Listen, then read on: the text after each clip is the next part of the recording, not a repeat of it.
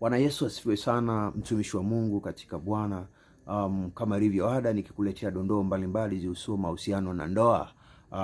Basi naomba uniibie dakika zako 5 tu ili niweze kukupa kitu ambacho kitakusaidia ewe unahitaji kuoa, ama wewe ambaye unahitaji kuingia katika agano la ndoa, ama wewe uliye ndani ya mahusiano, yani uliye ndani ya safari ya kuelekea kwenye ndoa.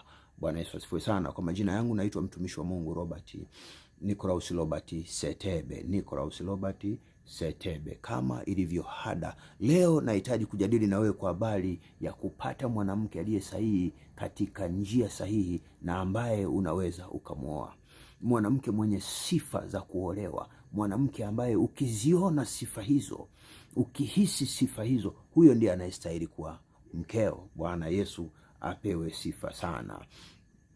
Sifa ya kwanza ambayo ukiigundua hii, basi huyo mwanamke anastahili kuwa mkeo, ni mwanamke ambaye unapokutana naye ama unapoanza kuingia naye katika kufahamiana ili uweze kuingia katika agano la ndoa, hata kama huna kipato, yeye akigundua huna kipato kabisa, wala vyanzo vyako vya kipato havieleweki, lakini bado akawa anakusikiliza namna ambavyo unamueleza, akawa anakusikiliza mipango yako, na akawa anakuvumilia namna ya kuisubiria mipango yako, huyo mwanamke anastahili kuwa mkeo. Sifa hiyo akiwa nayo mwanamke yoyote ambaye uko naye kwenye mahusiano, ambaye uko naye kwenye uchumba, ambaye uko naye kwenye safari ya kuelekea kwenye agano la ndoa, huyo mwanamke anastahili kuwa mkeo, kwa sababu anakuvumilia hata kama hauna kipato. Hiyo ni sifa ya kwanza kabisa ambayo wewe mwanaume unapashwa kuiangalia. Sifa ya pili, kwa vijana, kwa watu ambao wanaanza maisha, mara nyingi huwa vyumba vyao havinaga vitanda. Wengine huwa hata wanalala chini, wanaweka godoro, huku akiendelea kujipanga namna ya kuandaa maisha ya baadaye.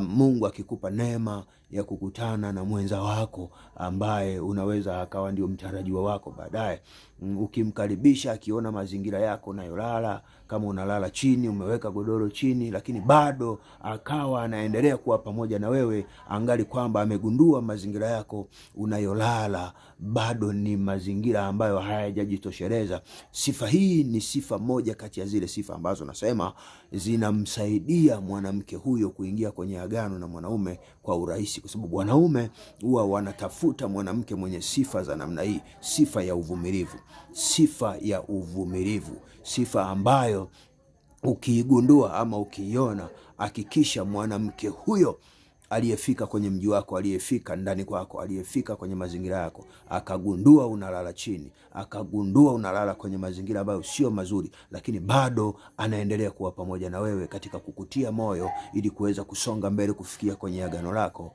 huyo mwanamke anastahili kuwa mkeo.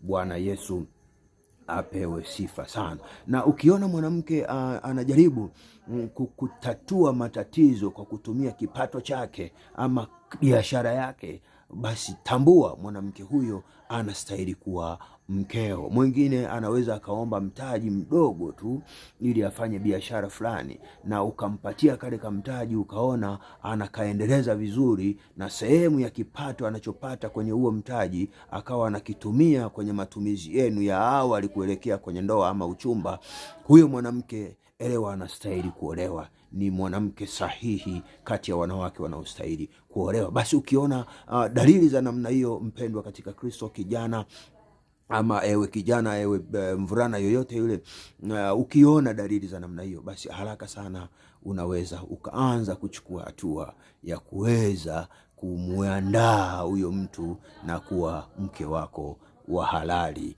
Basi niseme asante kwa kunifuatilia. Endelea kunifuatilia katika channel zangu za mitandao ya kijamii. Facebook natumia Nicolaus Robert Setebe, YouTube natumia mtumishi wa Mungu Robert Setebe. Asante kwa kunifuatilia, na endelea kunifuatilia, utaendelea kupata dondoo mbalimbali zihusiano na ndoa na mahusiano.